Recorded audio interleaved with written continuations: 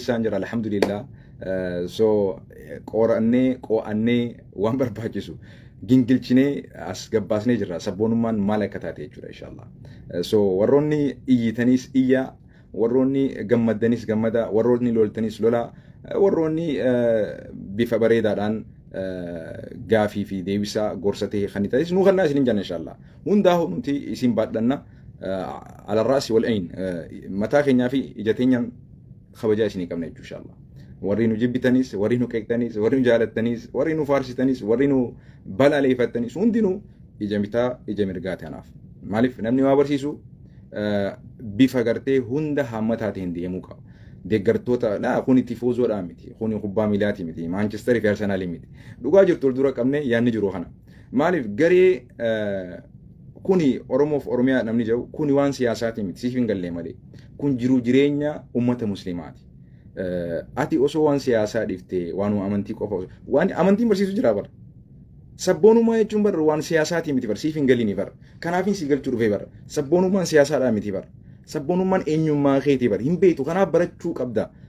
Open your mind ija tee banii sammuu tee banii hubadhu. Bareeda. Kanaafuu baga dhuftan na dhihadha. Dura kitaaba afaan Oromootii irraa jalqabnaa jechuudha. Dictionary afaan Oromoo. Dictionary afaan Oromoo kitaaba kana yoo namni qabaanne qabadhaan isin jaa inshallah. Mijuu jaama. Mijuu kitaaba afaan Oromoo bifa bareedaadhaan kuusaa furaa jechoota afaan Oromooti. Please. Kitaabni kuni Abdurrashid Abdurrahman Abbaa Urjii nama jaamu. Abdurrashid Abdurrahman Abbaa Urjii nama jaamu hayyuu nama gartee seer lugaa afaan Oromoo bira dabree sadarkaa afaan Oromoo hiikuu keessatti gahee leencaa taphate akka ilaalcha keenyaa fi hubannaa nuti kitaaba irraa hubannetti seriously nama gartee badhaafamuu qabu nama as birallee waliin dhufnee turre misoottallee nu bira yeroo hedduu deddeebi'an nama gartee qabsaawaa nama gartee qooda guddaa shoora guddaa taphatanii qabsoo Oromoo keessattuu afaan Oromoo kanarratti jechuudha. Abbaan Urjii kuni Abbaa Mahamad Boonaa ni beetan. Walaleessaa afaan Ingiliffaadhaa Kanaadaa jiraatu Abbaa isaati. Ilmi isaatiillee maashaallah sadarkaa Islaamummaa barsiisuu irratti gahee guddaa taphachaa jira. Eessarra argama? I think bilbila isaa isinii kennuu danda'a akkaataa itti argattan. Okay. Huno lakkoofsa kitaaba sadarkaa addunyaatti yoo argatu barbaadan no I think mee isin Google ma keessaa Abbaa Urjii jettanii yoo barreessitan bifa bareedaan hatta waa'ee qaama namaatillee waa'ee horiitillee kana hundallee keessaa qaba. Qaama namaa duraa fi duuballee afaan Oromootiin maal akka jedhamu ala kulli haal amma gara hunni itti deebi'aa jechuudha. Gara hiikaa sabboonummaa. Okay. Sabboonummaa hayyoota afaan Oromoo beekanirraa dhaggeeffachuu raawwatamu isin. Namoota Google dhaqee dictionary afaan Ingiliffaa ilaalee sabboonummaa afaan Oromoo ni hiikuu dhaggeeffata. Gaafi. Google dheexee amma waa'ee sabboonummaa yoo gaafatteen Google Ingiliffatti nationalism jeesiima jechuudha. No, hayyoota Oromoo irraa dhaggeeffadhaadha.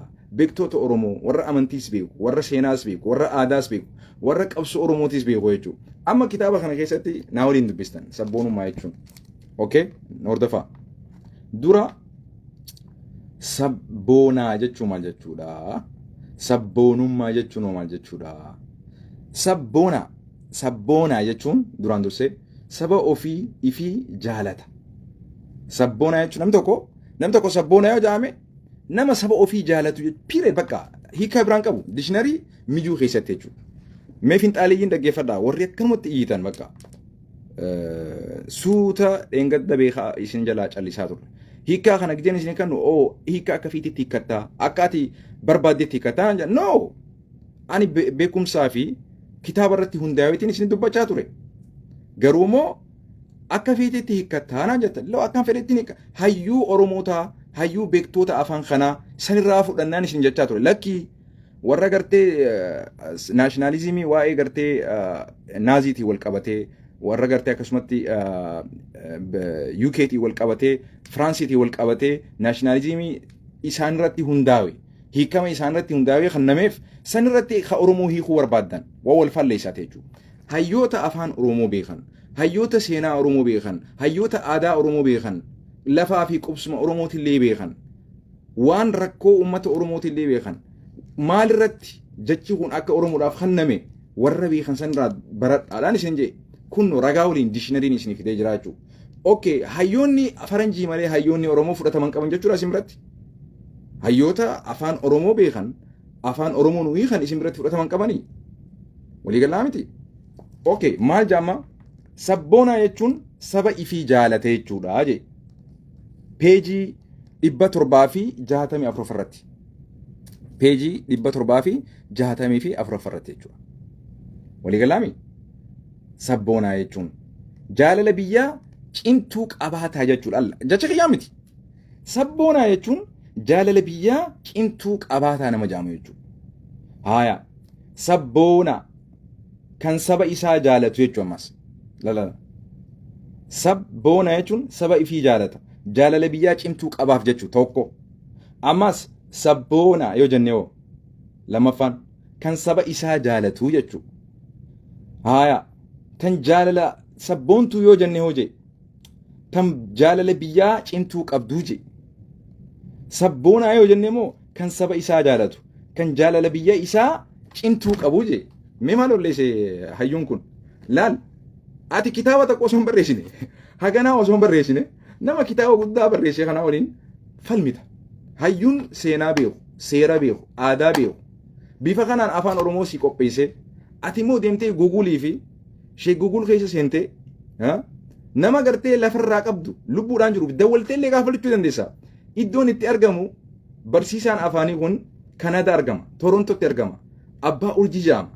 Nama ani lubbuun illee wal agarree waa hedduullee waliin daroofanne jechuudha. Yaada adda addaa gorsa illee naa kannee irraa illee kitaaba kana bite. Kitaaba kana qofaa miti. Kitaaba hedduun irraa bite by the way. Kitaaba kana qofan qabu laal. Kitaaba kana illee isaa barreesse. Sossoha afran qalloo takka. Raamis irraa hursoo waa'ee qabsoo Oromootti wal qabatee laal. Subhaanallah. Bifa asoosama seenaa itti fufaateen jechuudha. Kitaaba hedduudha barreessan sheetichi nama hayyuu cimaa amantii ofiitillee sirriitti beeku jechuudha. Kanaaf obboleen Islaamaa yeroon ani obboleessa kiyya Mu'aaz Naziif wajjinis munaaqasharra ture takka mariirra ture san imalarraan ture. Ameerika irraa balilee guyyaa tokko oolee hin bulle akkaan ganama rafee ka'uttiin waa'ee sabboonummaa harkee waa barreesse. Achi obboleessi kiyya si waliin niqaasha barbaada. Maal waa'ee sabboon kootu seen? Maalaaf ture seen jennee seen jechuudha. Bifa sadarkaa guddoo inni akkasitti qophaa'ee Google irraa fide sanitti ani aboo yeroo saniif illee biyyallee hin jiru imalarraan jira. Kitaabanii fi waan na barbaachisu illee harkaan qabu. Garuu waa'ee sabboonummaa laafisneetu maasuna seen jennee seen jechuudha. Amma gaa isaaf illee yoo mijjaa jechuudha. Isallee afeereetiin jira. Sadarkaa barumsarraa waan jiruuf fatanaa 7 afaan hin qabuuf 7 naa kan ije. 7 kaninaaf gaafa deebi'emu inshallah akka gaarii barsiisna obboleessa keenya illee sabboonummaa waan taate. Sabboonummaan obboleessa keenya laalu Ustaad Jaafar illeen Ustaad Mu'aaz illeen uummanni garii bifa adda addaatiin hiikaa jiran ta Oromootiin faallaadha. Dachii fi samii. Akka dachii fi samiin addaa wal fakkaatu kanatti ta isaan hubatanii fi ta isaan Google irra dubbisanii fi ta isaan uummatoota shororkeessaa garii irratti argan hiikama san afaan Oromootiif uummata Oromootiif hiikuu barbaadan wrong. Morma ni san sirriitti mormaa jechuudha. Kitaaba irraa baradhaa kitaaba kana qofaa miti. Tasfaayyeeleen Profeesar Tasfaayyeeleen warra nama Chicaagoo jiraatu DC na fakkaata Maryland. Isaanillee kitaaba barreessan qaban waa'ee kana wal qabate jechuudha. Hayyoota hedduu barreesse by the way. Profeesara Jimmaatillee barreessee jira. Sabboonummaa jechuun maal jechuudha waan ta'e jechuudha. Profeesar Isqeel Gabbisaallee barreessee jira dhimma kana wal qabate jechuudha. Obboleessi keenya maqaan isaa eenyu Gaaliin Sheekh Gaalii jechuudha. Deebi'ee gaawwan duuba deebi'eeffan hin beeku malee barruu bareeddullee barreesse. Sabboonummaa jechuun maal jechuu akka taate jechuudha. Waliif agallume gabaabatti. Sabboonummaa jechuun gabaabatti. Sheekh Gaaliilleen nama Islaama irraayis nama hayyuu yoo barbaadan jechuudha. Sheekh Gaalii maal jee? Waan jee ilaalcha eenyummaa biyya keenyaa jechuudha. Qabatama biyya keenyaa keessatti yeroo as deebinu dhugaa jiru dubbatanii rakkoo jiruuf furmaata barbaaduun dirqama taa'e. Dhugaan jiru dhugaa jiru haguuganii bira darbuun immoo gonkummaa nuun fayyadu je. Kanaaf nuti illee dhugaa dubbachuu barbaanna jechuudha. Kanaaf wanti ani warraaqsa biyya keenyaa irraa yeroo baay'ee hubadhe je gareen tokko jedhaan amma garee takkaa jira bara yeroo eenyummaa wahii irratti hundaa'e ijaarame eenyummaa hafe hunda mormuu fedhaa je uummata akkasii jira. Gareen takka amma yoo gareen takka ijaaramte garee hunda akka waan irra caaltutti mormuu barbaaddi. Eenyummaa biyya keenyaa keessatti bakka guddaa qabu sadi ta'ee natti mul'ataa je. Warri kun bifa sadiin ilaalaa je. Tokko isaanis lammummaa biyyooma, sabboonummaa saba dursuu fi amantiidha. Garee maqaa biyyaatiin ijaaraman baay'een hedduun isaanii yeroo dubbii isaanii dhaggeeffadhu je. Maqaa sabaa fi amantii dhagayuu hin danda'an je. Gareen siyaaqaluga gareen maqaa biyyaatiin ijaarame hedduun finxaaliyyiin jechuudha. Ha maqaa biyyaa qofaan ijaarame jechuudha. Yeroo hedduu maqaa amantiitii fi maqaa gartee sabaa dhagayuu hin danda'an je. Namni isaan biratti eenyummaa isaa kan sabaa fi amantii mul'ifate akka dhiphina qabutti ilaalamaa je. Dhuga agarree jirra sanis finxaalee akkasii. Yeroo baay'ee ijaarsa haala kanaatiin kan socho'an turan warra ummata gartee nafxanyootaati je. Dhaabbanni siyaasaa isaanii kan yeroo ammaa jiranis yaaduma akkanaati labsanii je. Warri sabboonummaan wal ijaaran immoo maqaa biyyaa fi amantii dhagayuu hin fedhan je. Akkuma amma garii ummata Oromoo keessattis Amaaraa keessattis argama jechuudha. Warroota gartee maal jira je? Warri dhaabbanni siyaasaa yaani warri sabboonummaadhaan wal ijaaran warri sabboonummaa qofa ol aantummaa sabaa lallisu kunis rakkoo akkan qaba je maqaa biyyaa fi amantii dhagayuu hin danda'an. Biyya isaanii himachuu kan hin feenellee ni jiraa je sadarkaa hagasii finxaaliyyee kagaan jechuudha. Haalli kun bareedeedhaaf Oromoota keessa ture. Warri amantii wal ijaaranis akkasuma waa'ee biyyoomaa fi sabboonummaa dhagayuu hin fedhan. Warruma gartee kunis amantii keessa finxaaleessa ta'e jechuudha. Shororkeessitoo jennaan. Warra finxaaliyyii amantiiti kanneen. Warra akkamii kanneen? Warra gartee maaliti? Warra amantiidhaan wal ijaaranii akkasuma waa'ee biyyaatis waa'ee sabboonummaattis dhagayuu fedhiin qaban. Dhugaan jiru garuu kanaa miti je. Garee sabboonummaa hoggaana ijaarama.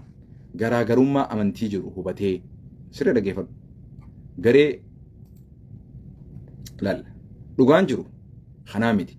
Gareen sabboonummaa yeroo ijaaramu garaagarummaa amantii jiru hubatee amantii waliif kabajee waliin deemuun dirqamata. Warri amantiin wal ijaarees garaagarummaa sabaa jiru hubatee osoo sabboonummaa hin mormin wal kabajanii waliin jiraachuun dirqama isaaniiti. Ani garee amantii seenuudhaan sabboonummaan irraa haqamuu hin danda'u. Akkas jedhan hayyichi. Ani garee sabboonummaa takka ta saba isii jaalattu ta biyya ofii jaalattu deeggaruudhaafan amantiin kiyyanarraa mulqamuu hin qabu je. Which is brilliant. Yaada ajaa'ibaati. Haya. Ani garee amantii seenuudhaafis amantii tokko namni tokko hordofuudhaaf sabboonummaan narraa haqamuu hin danda'amu. Dhuga ani islaama ta'uuf oromummaan kiyya haqamuu hin danda'amu jechuudha. Ani islaama ta'uuf laftiin itti dhaladhe narraa haqamuu hin qabdu. Sabni kiyya narraa mulqamuu hin qabu. Oromummaan kiyya haqamuu hin qabu. Saba kiyya falmatu afaan isaatiin dubbatuun narraa haqamuu hin qabu. Akkas jechuudha. Aboo billaalee sheekh naa jira dhubo umriin ari'aadha. Haya. Akkasuma itti fuufname. Saniifuudhaafis amantii kiyya kee dhiisi kan jedhamu hin jiru. Waliigalami sabboonummaa narraa haqamuu hin danda'u. Sabboonummaatti seenuudhaafis amantii kee dhiisi jechuun hin jiru. Mirgi kiyya hunda keessatti ifatti mul'atee naaf kabajamuu qaba. Sabboonummaa keessattis amantiin kiyya naaf kabajamuu qabdi. Amantii kiyya keessattis sabboonummaan kiyya naaf kabajamuu qabdi. Biyya jechuunis akkasuma ta'uu qaba. Oromummaa fi Islaamummaa yoo ilaalles kana irraa addaan miti. Amantiis ta'e sabni eenyummaa namaati. Kanaafuu namni Oromoo tokko yoo amantii Islaamaa qabate Muslima Oromoodhaas. Oromoon akkuma beekamu amantii gurguddaa sadii hordofa. Isaanis Islaama, Kiristaana, Waaqeffata. Oromoo Muslima ta'e saba isaatiin boonuu qaba. Allahu Akbar! Allahu Akbar jeeqaafoo billaa aleekaa fi Oromoo Muslimaa ta'e saba isaatiin boonuu qaba. Amantii isaatiinis boonuu qaba. Allahu Akbar. Allahu Akbar. Akkana jaawaa jechigaa. akkasii gaabo amma isinii keemi sabboonummaa jechuun maal jechuudha jechuudha.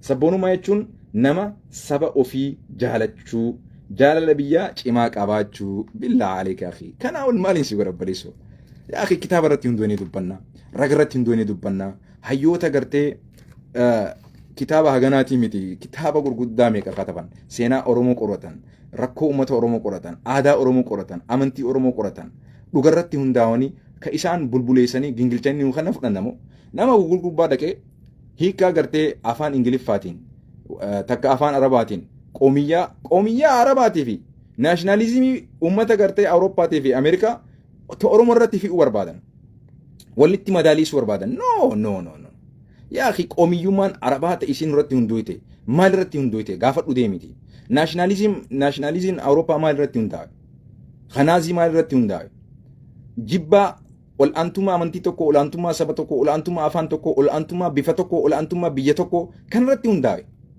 yaa akhi kanaa miti Oromoo jaalala irratti hundaa'e saba ofii jaalachuu biyya ofii jaalachuu sabaa sabalmoota kabajuu amantii ofii jaalachuu amantii namaatillee kabajuu kana irratti jaalame kana sabboonummaan bar kun osiif nuti jira war anaa miti naasirii miti kajee hayyoota kajee sabboonummaa Oromootii fi sabboonummaa nafxanyaa walitti madaalin sabboonummaa naashinaalizimii Awurooppaa walitti madaalin akka dachii fi samiin addaan fagootti addaan fagoo hiikama mataa keetii kan itaa fi sabboonummaa no hayyichaa kanneef beektoota akkanneef qabsaa'ota akkanneef beekumsa irratti hundaa'uuniiti bareeda amma hubannee jira jechuudha sabboona saba ifii jaalataa jaalala biyyaa cimtuu qabaataa sabboonaa kan saba isaa jaalatu kan jaalala biyyaa cimtuu qabu sabboontuu tan saba isii jaalatu tan jaalala biyyaa cimtuu qabdu sabboonummaa nama saba ifii jaalachuu nama saba ifii jaalachuu jaalala biyyaa cimaa qabaachuu Allahu akbar kana ol maal jee isii maqaree kana asumatti naa qaadu gara wanni deebinaa jechuudha gara hadiisaa gara gartee haasawa naam namni tokko biyya jaalachuun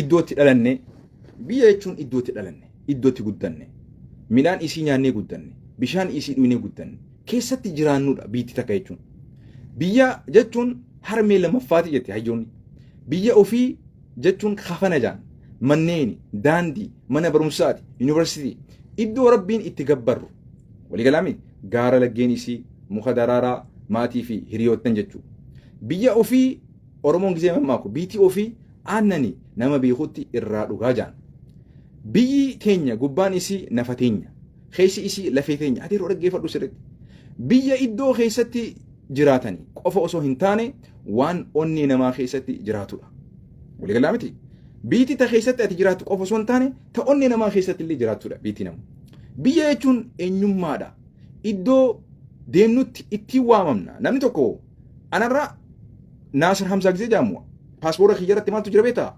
dhalataa lammii Itoophiyaatiin dhaloonni kiyya achirra jira Itoophiyaa jaa paaspoora kiyyarrallee garuu lammii Ameerikaa ta'us Ameerikaan lammaffaa naa kennitus dhaloonni kiyya hin haqamne ittiin yaamama adeeroo akkasi beek waliigalaa miti biyya namaa jechuun ruuheedha jechuudha dhaggeeffadhu namni biyya hin qabne akka nama ruuhi hin qabneeti jaan namni waliigalaa miti namni biyya hin qabne akka ruuhi nama hin qabneeti biyyi namaaf maatiidha maatiin biyyaaf maleetti hiikkaa hin qabu maatiin tokko biyya maleetti hiikkaa hin qabu yoo biyya qabaatti hiikkaa qabaatta adeeroo waliigalaa miti dhaggeeffadhu sirriitti biyya irraa guddaa irraa qaalii waan ilmi namaa qabaatutti gatii biyya ofii namni biyya bayu malee namni beekuu hin danda'u qaalomina ifii guddina biyya ofii gaaromina biyya ofii yoo biyyaa baate malee beekuu hin dandeessu jechuudha. Akkuma jaamutti dheebotan malee mi'aa bishaanii hin beekanii biyyaa bahan malee mi'aa biyya ofii hin beekanii jette Oromoon sirrii dhaggeeffadhu waan hayyoonni barreesseen siimuu jira jechuudha. Kanaaf biyyi ofii gaaddisni immoo hoggaa namaa gubbaa jiru mi'aa isaa hin beekan jaan. Kanaaf warri garii akkanumatti iyyitan jechuudha. Hin beektan gaa mi'a biyya irraas baqattanii hin beektan ma'anaan biyyatti taatis waan hin beekne jechuudha. Alaa kulli haal jaalaltii biyyaa jaalala uumamaati. Ilmi namaa lafaa fi lafee ofii lafaa fi nafa ofii numa jaalata. Kun waan Rabbi subhaanahu wa ta'ala waliin uume. Kanaaf ergamaan Rabbiitu akkam jaame alayhi salaatu wassalaam gama rasuulaa isin deebisa. Allahu akbar. Allahu akbar. Mee dhaggeeffadhu waa'ee jaalala biyya ofiitiin sabboonummaa rasuulli keenya alayhi salaatu wassalaam qabooliin. Allahu akbar. Mee rasuulli akkamitti bifa kamiin makkaa jaalachuu ture? Mee sirriin dhaggeeffadhu. Hadiisa lal kitaaba sunanu tirmidhi. Hadiisa sunanu tirmidhi. سيقلامتي سيفين ما صفحة إبا سدي في سديتمي تكفرت وإيه بياتي والقبتي جلال رسول الله عليه الصلاة والسلام بيسات في قب يرو ردبة ما جامي ناوسي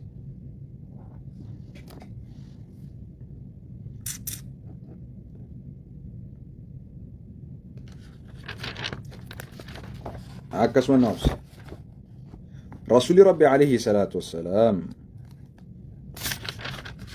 عكست شنو بسيسا باب في فضل مكة حديث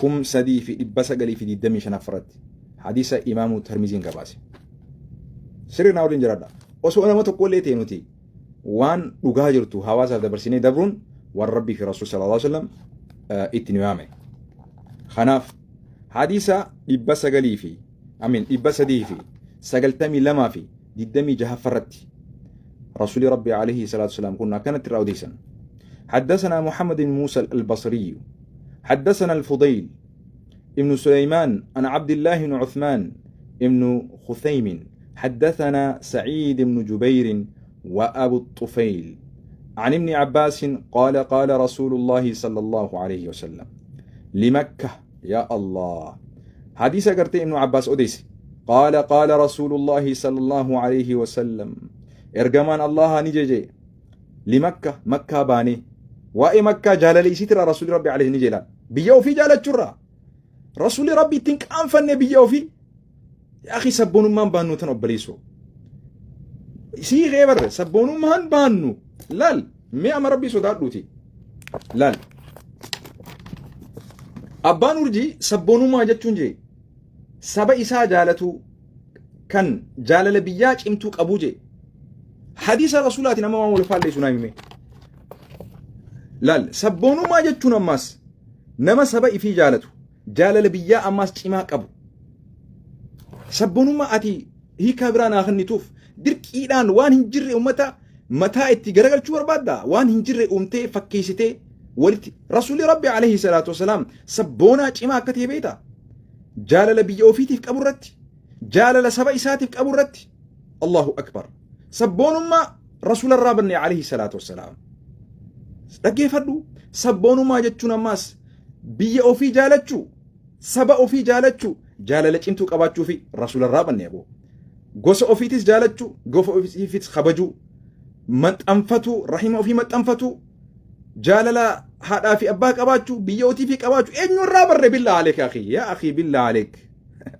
يا أخي مالتا ديسا لو قرر أبني دبنا نوران فودتو سياسة دبي هندا ولتي هيكو بربادا قرآن في حديث يو خراتي همتين ملي خرابراتين دوغورا أكم سيغون فودتو إن بيخوان جبين سهواسا قباتته جبين سبيو في قبدته بيخا أمتها بي وربي يو في جالت ولتي بوس برباد أمنتي فكيفتي دهو قرأتي خيسان أرمو تتويتا سبو في تتويتا سبونتو تقربستا سبونتو تقرتي فينت آليي فوتيتي هيكا سبونو ما إسان هيتا حاشا لله يا أخي سبون ما أتفوتي نما لما في صديق مكا أرموتي وابليسو هي كما سبون ما أرمو إتنهيتو خنا نكاني جرس يلا أويني جرا إنك إبلو خنا سر دقي فلو فكين يا بني سنجا نمني توكو مكا أمنتي إسلاماتين يو قبه شركي ساتي وابليسي إسلاماتو بليسي جي إمو بديسان أبجسان تو متا إساتين درك أم فرأتي اتقافتم ما قبا إسلامو من ديمي وابليسي التين يو نمني مسلماتو قو ديمي وابليسي إسلامummaa dhama qaballeestamu namticha badii balleessan itti gaafatamummaa qabaachuu qaba.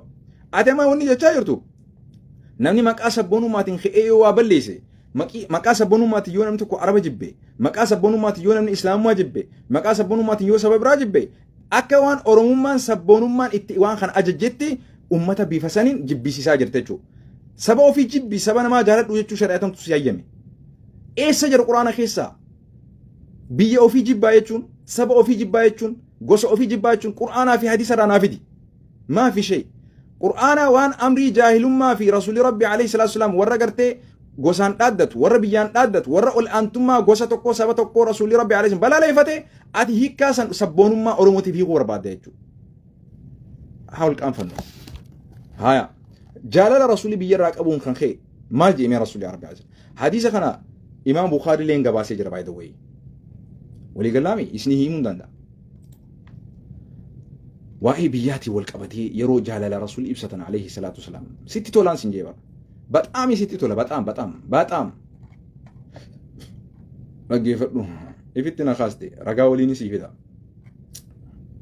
ሐዲስ ኢማሙ ተርሚዚን ገባሲ ፈሰት الله اكبر ملان ايها المؤمنون عباد الله لقد وقف النبي صلى الله عليه وسلم يخاطب مكة المكرمة مودعا لها وهي وطنه الذي أخرج منه فقد روي عن عبد الله بن عباس رضي الله عنهما أنه قال رسول الله صلى الله عليه وسلم لمكة هنو أكنا جي جابر حديث رانسي مجرابر حديث إمام ترمزين قباسي حديث كما سديفي إبسا قليفي دي دمي جها فرد عن عباس رضي الله عنه هنو رقانيسن بيو في جالتون سبون من شريعة اسلاما خيسة تدانكا إسي إقد تا سبو في جالتو تبيو في جالتو رقان حديث خان سري لقي فرد warroota sabboonummaa hoggayyuu halkanii fi guyyaa gabbeetuma nutti arrabsu nu balaaleffatuuf ragaa hadiisaa fi quraan irraa hin qabdu jeen takka hin qaban limakka makkaa baanii rasuulli ni jeeje ibnu abbaas rabbi irraa jaalatu qaal maa atyabaki min baladin wa ahabbaki ilayya walawlaa anna qawmii akhrajuunii mink maa sakantu gayraki allahu akbar meeraan sidee badagabdu عن ابن عباس قال رسول الله صلى الله عليه وسلم لمكة ابن عباس الرأو ديفمي قال نجي ابن عباس قال رسول الله صلى الله عليه وسلم ارجمان الله نجي لمكة مكة باني ارجمان ربي ما أطيبك مال تماتو سبريتش الله أكبر من بلد